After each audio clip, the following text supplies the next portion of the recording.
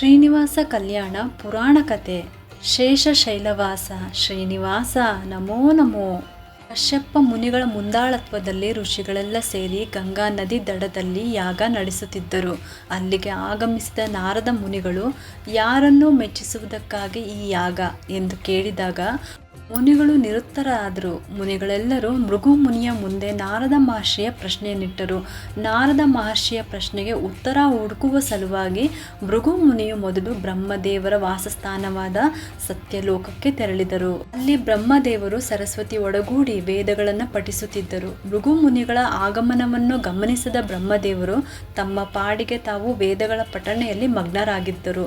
ತನ್ನ ಆಗಮನ ಲೆಕ್ಕಿಸದ ಬ್ರಹ್ಮದೇವರ ಮೇಲೆ ಕುಪಿತಗೊಂಡ ಭೃಗು ಮಹರ್ಷಿ ಬ್ರಹ್ಮದೇವರಿಗೆ ನಿನಗೆ ಭೂಲೋಕದಲ್ಲಿ ಪೂಜೆ ಇಲ್ಲದಂತಾಗಲಿ ಎಂದು ಶಾಪವ ನೀಡಿ ಅಲ್ಲಿಂದ ಕೈಲಾಸದೆಡೆಗೆ ತೆರಳಿದರು. ಕೈಲಾಸದಲ್ಲಿ ಶಿವನು ಪಾರ್ವತಿಯೊಂದಿಗೆ ಮಗ್ನನಾಗಿ ಭೃಗು ಮುನಿಯ ಆಗಮನವನ್ನು ಲೆಕ್ಕಿಸಲಿಲ್ಲ. ಇದರಿಂದ ಕುಪಿತಗೊಂಡ ಭೃಗು ಮುನಿಯು ಶಿವನಿಗೆ ಭೂಲೋಕದಲ್ಲಿ ಬರೀ ಲಿಂಗ ಪೂಜೆಯಷ್ಟೇ ನಿನಗೆ ಎಂದು ಶಾಪವನ್ನಿತ್ತು ವೈಕುಂಠದೆಡೆಗೆ ಪ್ರಯಾಣ ಬೆಳೆಸಿದರು.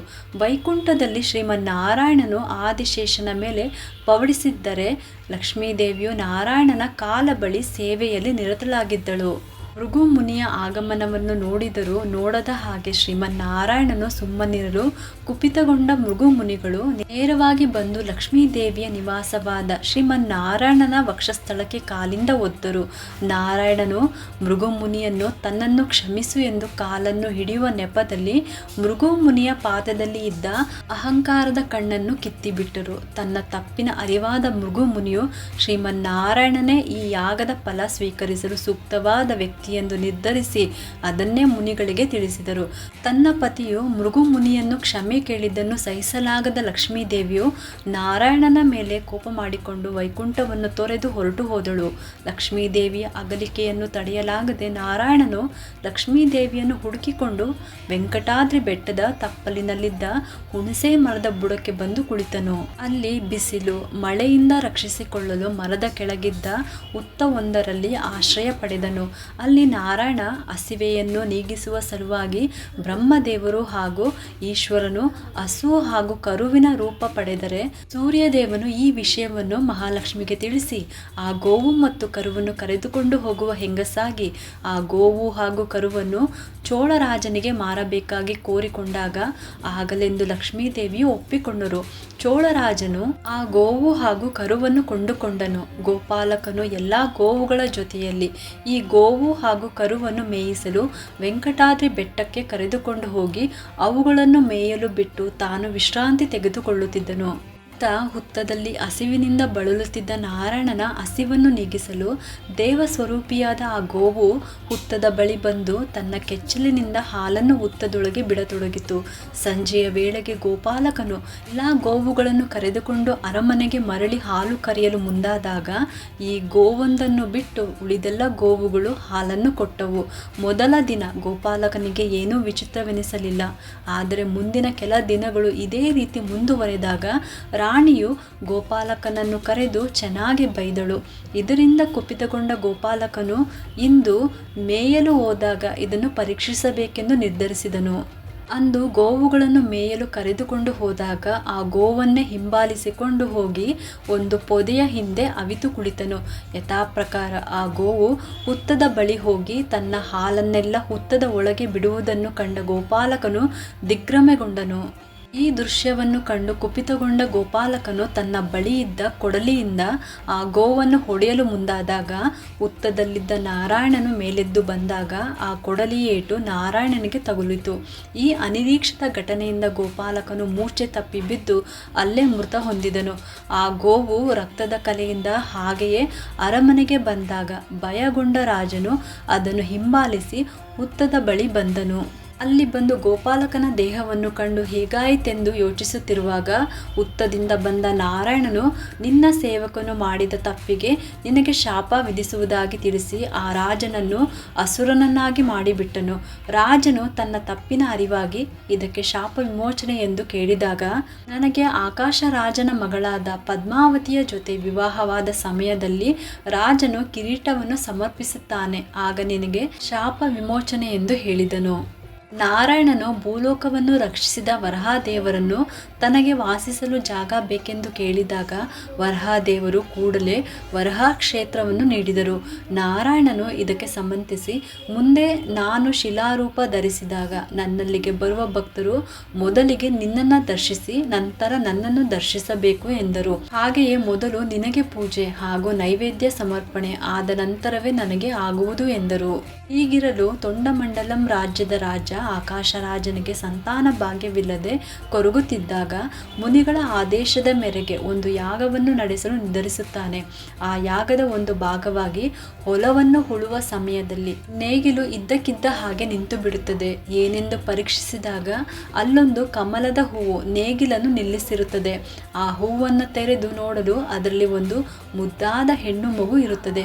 ಹೂವಿನಲ್ಲಿ ಸಿಕ್ಕಿದ ಆ ಮಗುವಿಗೆ ಪದ್ಮಾವತಿ ಎಂದು ನಾಮಕರಣ ಮಾಡುತ್ತಾರೆ. ಪದ್ಮಾವತಿಯು ಬೆಳೆದು ದೊಡ್ಡವಳಾಗಿ ಗೆಳತಿಯರೊಡನೆ ಉದ್ಯಾನದಲ್ಲಿದ್ದಾಗ ಅಲ್ಲಿಗೆ ಬಂದ ನಾರದ ಮುನಿಗಳು ಪದ್ಮಾವತಿಗೆ, ನಾನು ನಿನ್ನ ಹಿತೈಷಿ ಎಂದು ನಿನ್ನ ಕೈಯನ್ನು ತೋರಿಸೆಂದರು. ಅದನ್ನು ನೋಡಿ, ನೀನು ಸಾಕ್ಷಾತ್ ಶ್ರೀ ವಿಷ್ಣುವನ್ನು ವರಿಸುತ್ತೀಯಾ ಎಂದು ನುಡಿದರು. ನಾರಾಯಣನು ಸಂಚರಿಸುತ್ತಾ ನೇರ ಬಕುಳಾದೇವಿಯ ಆಶ್ರಮಕ್ಕೆ ಬರುತ್ತಾನೆ. ಅಲ್ಲಿ ಆತನನ್ನು ಕಂಡ ಬಕುಳಾದೇವಿ ಶ್ರೀನಿವಾಸ ಶ್ರೀನಿವಾಸ ಎಂದು ಆದರಿಸುತ್ತಾಳೆ. ಶ್ರೀನಿವಾಸ ಅಲ್ಲಿಯೇ ತಂಗಿರಲು ಒಂದು ದಿನ ಅಲ್ಲೆಲ್ಲೋ ಆನೆಗಳು ಗಿಳಿಡುವುದನ್ನು ಕೇಳಿ ಅದನ್ನು ಹಿಂಬಾಲಿಸಿಕೊಂಡು ಹೋದ ಶ್ರೀನಿವಾಸನಿಗೆ ಉದ್ಯಾನದಲ್ಲಿ ಗೆಳತಿಯರೊಡನೆ ಹೂ ಸಂಗ್ರಹಿಸಲು ಬಂದ ಪದ್ಮಾವತಿಯ ಭೇಟಿ ಆಗುತ್ತದೆ. ಶ್ರೀನಿವಾಸನು ತನ್ನ ಪೂರ್ವ ಪರಗಳನ್ನು ತಿಳಿಸಿ ಪದ್ಮಾವತಿಯ ವಿಷಯವನ್ನು ತಿಳಿದುಕೊಂಡು ಅಲ್ಲಿಂದ ಆಶ್ರಮಕ್ಕೆ ಮರಳಿ ಬಂದು ಬಿಡುತ್ತಾನೆ. ಆಶ್ರಮದಲ್ಲಿ ಚಿಂತಾಕ್ರಾಂತನಾಗಿದ್ದ ಶ್ರೀನಿವಾಸನನ್ನು ಬಕುಳಾದೇವಿ ಕಾರಣ ಏನೆಂದು ಕೇಳಲು ಪದ್ಮಾವತಿಯನ್ನು ವಿವಾಹವಾಗುತ್ತೇನೆ ಎಂದು ತಿಳಿಸಿದನು. ಶ್ರೀನಿವಾಸನ ವೃತ್ತಾಂತವನ್ನು ಕೇಳಿದ ಬಕುಳಾದೇವಿ ಪದ್ಮಾವತಿಯನ್ನು ವಿವಾಹ ಮಾಡಿಕೊಂಡೆಂದು ಕೇಳಲು ಆಕಾಶರಾಜನಲ್ಲಿಗೆ ತೆರಳಿದಳು. ದಾರಿಯಲ್ಲಿ ಪದ್ಮಾವತಿಯ ಗೆಳತಿಯರು ಈಶ್ವರನ ದೇವಸ್ಥಾನದಿಂದ ಮರಳಿ ಬರುತ್ತಿದ್ದರು. ಅವರಿಂದ ಪದ್ಮಾವತಿಯು ಶ್ರೀನಿವಾಸನ ಮದುವೆಗೆ ಹಂಬಲಿಸುತ್ತಿದ್ದಾಳೆ ಎಂದು ತಿಳಿದು ಅವರೊಡಗೂಡಿ ಬಕುಳಾದೇವಿ ಅರಮನೆಗೆ ತೆರಳಿದಳು.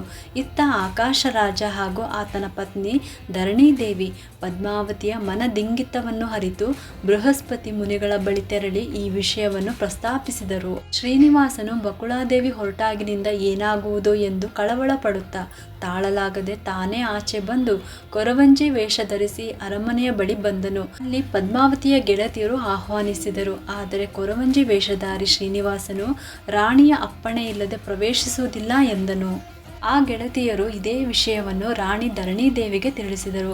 ಆಗ ಸ್ವತಃ ರಾಣಿಯೇ ಬಂದು ಕೊರವಂಜಿಯನ್ನು ಪದ್ಮಾವತಿ ಇದ್ದ ಕಡೆ ಕರೆದೊಯ್ದಳು. ಕೊರವಂಜಿಯು ಪದ್ಮಾವತಿಯ ಕೈಯನ್ನು ನೋಡಿ, ಈಕೆ ಸಾಕ್ಷಾತ್ ಶ್ರೀಮನ್ನಾರಾಯಣನನ್ನು ವರಿಸುತ್ತಾಳೆ. ಅತಿ ಶೀಘ್ರದಲ್ಲಿ ಒಂದು ಹೆಂಗಸು ಈ ಕುರಿತು ಮಾತಾಡಲು ನಿಮ್ಮಲ್ಲಿಗೆ ಬರುತ್ತಾಳೆ ಎಂದು ತಿಳಿಸಿದಳು. ಈ ಕಡೆ ಕೊರವಂಜಿ ತೆರಳುತ್ತಿದ್ದಂತೆ ಆ ಕಡೆ ಬಕುಳಾದೇವಿಯು ಅರಮನೆಗೆ ಬಂದು ಶ್ರೀನಿವಾಸನಿಗೆ ಮತ್ತೆ ಪದ್ಮಾವತಿಯನ್ನು ಕೊಟ್ಟು ವಿವಾಹ ಮಾಡಬೇಕೆಂದು ಕೇಳಿದಳು. ಬೃಹಸ್ಪತಿ ಮುನಿಗಳ ಒಪ್ಪಿಗೆ ಹಾಗೂ ಕೊರವಂಜಿಯ ಮಾತುಗಳನ್ನು ಕೇಳಿದ ಆಕಾಶರಾಜನು ಪದ್ಮಾವತಿಯನ್ನು ಶ್ರೀನಿವಾಸನಿಗೆ ಕೊಟ್ಟು ವಿವಾಹ ಮಾಡಲು ನಿರ್ಧರಿಸಿ ಪುರೋಹಿತರನ್ನು ಕರೆಸಿ ಒಳ್ಳೆಯ ಮುಹೂರ್ತ ಇಡಲು ತಿಳಿಸಿದನು. ಆಕಾಶರಾಜನು ಶುಕಮುನಿಯ ಮೂಲಕ ಶ್ರೀನಿವಾಸನಿಗೆ ಪದ್ಮಾವತಿಯನ್ನು ವಿವಾಹವಾಗಲು ಆಮಂತ್ರಣವನ್ನು ಕಳುಹಿಸಿದನು. ಶ್ರೀನಿವಾಸನು ಶುಕಮುನಿಯ ಮೂಲಕ ಪದ್ಮಾವತಿಗೆ ಹೂವಿನ ಹಾರವನ್ನು ಕಳುಹಿಸಿದನು. ವಿವಾಹದ ಖರ್ಚಿಗಾಗಿ ಶ್ರೀನಿವಾಸನು ಕುಬೇರನ ಮೊರೆ ಹೋಗಲು ಕುಬೇರನು ಸಾಕಷ್ಟು ಹಣವನ್ನು ನೀಡಿದನು. ಶ್ರೀನಿವಾಸನು ತನ್ನ ಸಹಚರರೊಂದಿಗೆ ಬ್ರಹ್ಮ, ಈಶ್ವರ, ಬಕುಳಾದೇವಿ ಸಮೇತವಾಗಿ ಗರುಡ ವಾಹನನಾಗಿ ಆಕಾಶರಾಜನ ಅರಮನೆಗೆ ಪಯಣ ಬೆಳೆಸುತ್ತಾನೆ. ಅರಮನೆಯ ಮುಂಭಾಗಕ್ಕೆ ಬರುತ್ತಿದ್ದ ಹಾಗೆ ಶ್ರೀನಿವಾಸನನ್ನು ಆನೆಯ ಅಂಬಾರಿಯ ಒಳಗೆ ಕುಳ್ಳಿರಿಸಿ ಸ್ವಾಗತಿಸುತ್ತಾನೆ ಆಕಾಶರಾಜ. ವೈಶಾಖ ಶುದ್ಧ ದಶಮಿಯಂದು ಪುರೋಹಿತರು ನಿಗದಿಪಡಿಸಿದ್ದ ಮುಹೂರ್ತದಲ್ಲಿ ಮುಕ್ಕೋಟಿ ದೇವತೆಗಳ ಸಮ್ಮುಖದಲ್ಲಿ ಶ್ರೀನಿವಾಸನು ಪದ್ಮಾವತಿಯನ್ನು ವಿವಾಹವಾದನು. ಅರೇ ಶ್ರೀನಿವಾಸ, ಈ ಕಥೆಯನ್ನು ಓದಿದವರಿಗೂ ಆಲಿಸಿದವರಿಗೂ ಓದಲು ಕೇಳಲು ಅನುವು ಮಾಡಿಕೊಟ್ಟವರಿಗೂ ಶ್ರೀಮನ್ನಾರಾಯಣನು ಸಕಲ ರೀತಿಯಿಂದಲೂ ಶುಭವನ್ನುಂಟು ಮಾಡುವುದು ನಿಶ್ಚಿತ. ಅರೇ ಶ್ರೀನಿವಾಸ, ಸರ್ವೇ ಜನ ಸುಖಿನೋ ಭವಂತು.